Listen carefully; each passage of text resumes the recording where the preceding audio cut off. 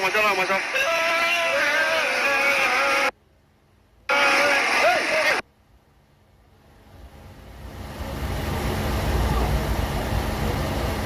the course of this discourse, first of all, there was a clear collaboration between the Kenyan government and Nigerian government.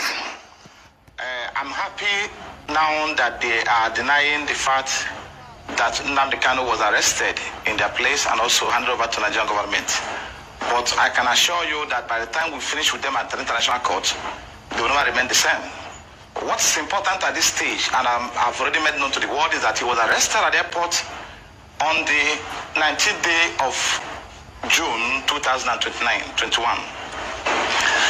And he was taken to an unknown residence. That is a fact. He wasn't taken to a custody and a recognized official custody of the police over there. He was taken to an unknown residence where he was subjected to inhuman treatment. Nnamdi Kanu was tortured, maltreated, and beaten, mercilessly beaten. So these are facts within our knowledge confirmed by him to us. So after spending 8 days in their custody, illegal custody, they now beckoned on the Nigerian counterpart to come So after spending 8 days in their custody, illegal custody, they now beckoned on the Nigerian counterpart to come for him. And by the time they came, Nnamdi Kanu was apparently unconscious at the point they came to pick him. He was unconscious. He was near lifeless at the time they were back taking him to Nigeria. So, and consequently they brought him here. So now, to tell you the level of their conspiracy and the desperation to get him jailed at all costs by enemies, they brought him here on a Sunday. And the federal government is fully aware that I'm the lead counsel to Nnamdi Kanu. And there's a charge against him before the court, which has been subsisting has been going on. Because after invasion of his premises on the 14th of September 2017 by the Nigerian military and soldiers, who killed over 28 persons in his house, and by act of providence he was narrowly escaped.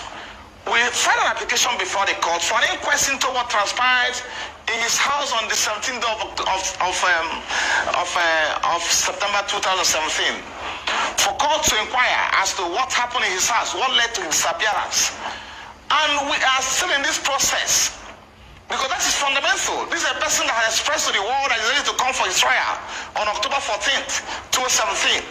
He wasn't planning to leave the country. He wasn't planning to run away from the trial. He was ready to come for the trial on October 14th. The matter was stated for commencement of trial. Then on September 17th, his house was invaded. So to tell you that the government was not ready at the time to prosecute him because they have no evidence to establish even the charge preferred against him to even date. So they went after his life. Now it's compelling on the part of the court to inquire what happened to this person I granted bail, what led to his disappearance. Then surprisingly on the 28th of March 2019, when the matter came up for shorties to show cause why they will not be committed for contempt, why they were unable to produce Nnamdi Kanu. That was the proceedings of that day. The court gave an order revoking his bail. Then we said no, because the court should be bound by his records.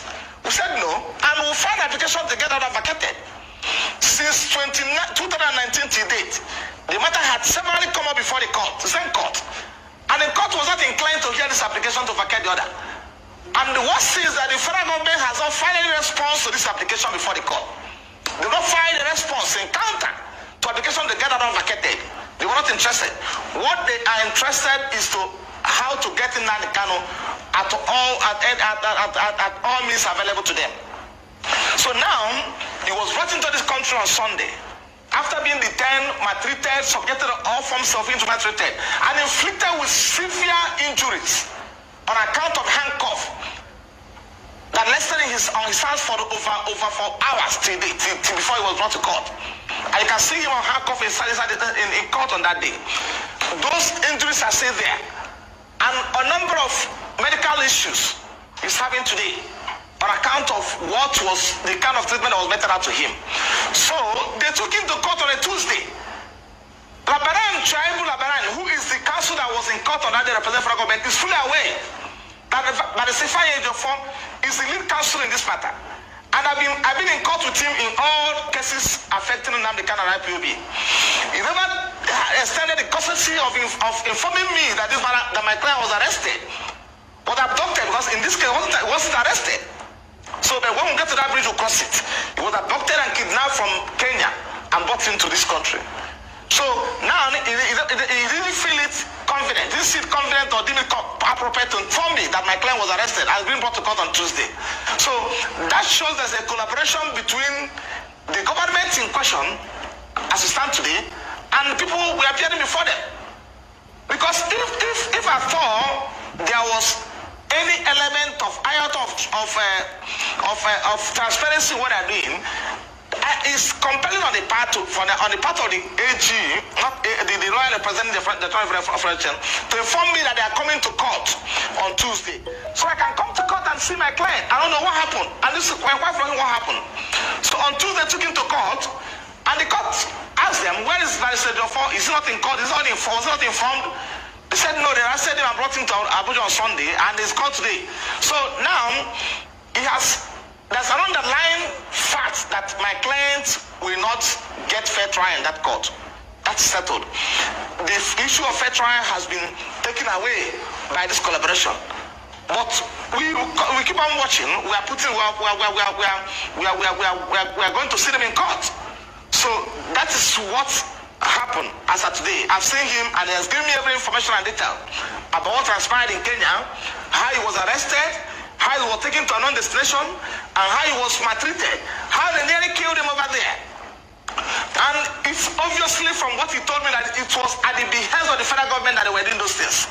So until when they beckon on them to come, these are against an obvious infraction to all international laws and treaties. So, but at that level, we're addressing it. We're going to address an international court at that level. So, let me concern myself what's happening in the country. So, it's obvious from every indication that my client will not get a fair trial in this court. Obvious. Until when the contrary is established. And now, Nnamdi Kanu was mandate in prison custody. Let me underline this fact.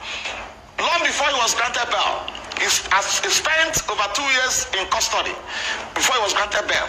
The court itself is aware that he was in prison custody before he was granted bail. And at the point he was in prison custody, Nnamdi Kanu never at any point in time made any effort to leave the prison without the judicial process. Now, they remanded him in DSL custody, where they made it near impossible for his relatives. He's under a debilitating health situation. He has a medical condition that needs to be addressed as quick as possible, because it's only a living that can face trial. So this I can stop at this time. You will recall that on the day he was taken to court, that was last week Tuesday, Nnamdi Kanu was allowed to address the court because I was not in court. I was not in court. So that enough shows you that's the problem. Nnamdi Kanu is not a lawyer, and he has no competent to address the court. He must address the court. Because if needful was done, I would have been in court to address the court. I also applied to the court that he should be remanded in prison custody. So that is a clear violation of his constitutional right to a fair trial. So because I was not in court, he was allowed to address the court. So that shows you that there is more to it than meet the eyes. Because Labaran has my number. The office of AG has my number. They have simply put a call across to me that they've abducted, whatever they call it, they transfer it as my client somewhere in Kenya and brought him to here. And I take him to court on Tuesday to continue the trial. Then I'll be in court on Tuesday. And also convince the court the reason why he should be sent to prison, to correctional center. But in this case, the court allowed him, which is abnormal, which is unethical, allow him to address the court. Why should court be asking him why he run away when I'm not there? We have an application before the court which contains his affidavit on oath, deposed before a commissioner for oath in Israel, stating the facts of what transpired in his house on September 14, 2017. How he nearly escaped death. How he was ready to come to court on 14th of October 2017 to face trial. Then this are before the court, and court never entertained it. Court never entertained it. These are record black and white before the court. Court before the court. So I will be craving the court at any adjournment for the court to hear it. Because it's fundamental to his fair trial, to the right. The court will hear and understand what transpired in his house. That's very fundamental. Then the court is now allowed to address the court on these facts, which are already before the court. So that's why I'm entertaining fear that he will be granted a fair trial in this court. So now, coming to what's happening in court, the matter has now been adjourned to the 6th of October, to 6th of July. Let it be clear to everybody. You never jump bail. Because if the federal government was serious about prosecuting Nnamdi Kanu, if they're serious about prosecuting him, they will allow him to come to court on September 14th, 2017, October 14th, 2017, to face his trial. Are you telling me that soldiers that invaded Nnamdi Kanu province are not from Abuja? Are they acting under the instruction of someone in Abia State? The answer is no. They came from Abuja and have the instruction of the federal government to go to his house. So, and they are fully aware that Nnamdi Kanu was scheduled to be in court on October 14th. And in one of his broadcasts prior to the invasion of his premises, he told the world that he's coming to court with over 1 million members of IPOB. He informed the court of the world. So when they allow him, if I have any case against him, to come to the court on October 14th, probably at the end of the proceedings, they will arrest him. So he never jumped bail. This is a person, okay, assuming without considering to the fact that they will succeed in killing him on 14th of October, on September 14th, when they invaded his premises, will we be talking about his trial today or not? The answer is no. Because it's only a living that can face trial, and nothing more. If he was abducted, they succeeded in abducting him on that day they invaded his premises and killed over 28 persons, civilians or uncivilians, then we should be talking about what they're saying today. So, but by act of providence, he will never escape being killed. So these are people who are fully aware that he was scheduled to be in court on October 14th for his trial. And in Abuja here. So why can't you wait for him to come to court if I have any case against him? So, and we have supplied the court these facts. We have supplied the court circumstance that led to his disappearance from court. We have informed the court that convincingly that Nnamdi Kanu was ready to start his trial. But for the fact that his life is under threat. So the court is under compelling obligation to listen to see applications before him. Let me say this to you, because it's important for us to inform you appropriately. And whatever I'm saying today to you today, I will furnish you with documents to that effect, black and white. Before the date selected for his trial, the federal government, acting through the Attorney General of Federation, filed an application to vacate his bail, to vacate his bail, right? On the premise that he has violated his bail condition. This application was filed in black and white and served on me. And I responded to that application because it's a matter for court to decide. We cannot at this stage, at that point in time, or probably during that period, determine when Nnamdi Kanu violates his bail condition or not. And also, I want you to appreciate the fact that I also filed an application to validate their bail condition before they file their own. So this is a pending application before the court. The court for the court to hear my application to validate his bail condition, hear the one filed by the federal government that he has violated the bail condition, and also hear the one I filed in reply to what the federal government filed, stating that Nnamdi Kanu never violated his bail condition. So they're supposed to hear those applications because it's under our duty to hear that application and make decisions. Biko kwa anyị otu isi fụ Nnamdi Kanu ụnyaahụ nakwa otu ọ dị mgbe ịfụrụ ya. Ihe dị na-ekwu na nwere ọrụ ka ọ ga-esi wee dị mkpa fọsi nọ. Onye abụ onye emere ihe dị iche iche na mba Kenya. Ahụ ka ha jidere ya taa ya afọ dị iche iche. Ebe onye arụ o sichara n'ọgwụ ebe afọ.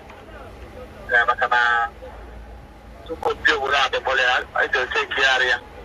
Achọpụta na obie na sete obie na nwere nsogbu n'obi. So maka afọ tala ebe ahụ ihe ndị ọzọ ibi na aka handcuff akụlị n'aka mere ya n'aka. So ebe a na-etiriti ego onye ara eme ọfụma.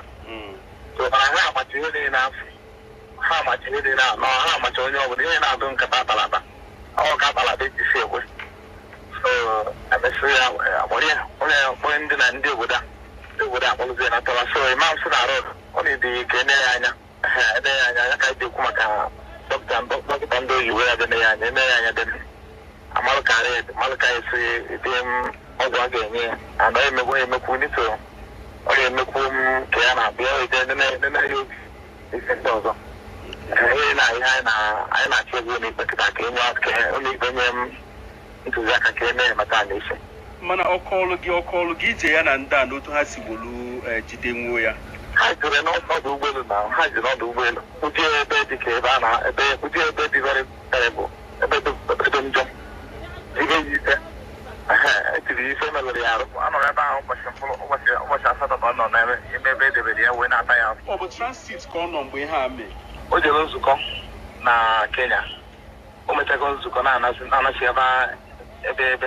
o si bịa bụ UK ihe a bụ ndị agwala okwu na onye a na-abịa na onye a na-amasị ụdị evemen ọ bụrụ nke emen mana mba Kenya na-agọsi ike si na aka ha adịghị na ya mba Kenya na-agọ si na aka ha adịghị na ya na ha mahadị maka ya mba Kenya na-ezu ezu enyere onwe nsogbu na anyị nwụrịtago ha sef oge na-abịa achọrọ m ikwu okwu maka maka oge na-abịa oge anyị gosi mba ụwa vidio ife na ha mere n'ebe ahụ na ka anyị ji ya so anyị ọsụmasị nketa na-ezugara when we get to the bridge we'll cross it anyị ji ife onyonyo gosi ife na ha mere ebe ahụ na etusi nwụdị n'ọdụ ụgbọelu ha wee kwuru ya wetara ya afọ anyị ji ya so hapụ nke ahụ ha na-agba ọsọ mmiri n'oge mmiri zo ọbara mmiri anyị emecha kpọpụta ha n'ebe anyị kpọpụta ha n'ụlọ ikpe anyị gosi ndị mba ụwa ihe ha mere n'ọdụ ụgbọelu kedu olileanya ị nwere na ịpụta na mpụta ụlọikpe a na nke a ga-eme na ụbọchị 26 nke ọnwa